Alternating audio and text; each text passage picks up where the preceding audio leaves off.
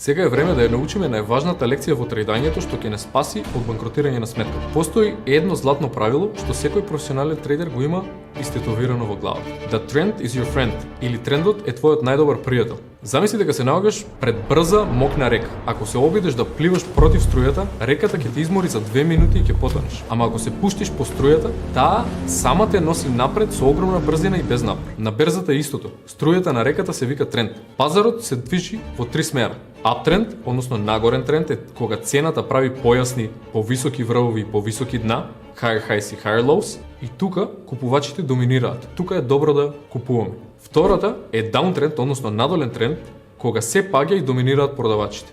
Тука има начини како се заработува од падот, но никогаш не купуваш кога се исплаша.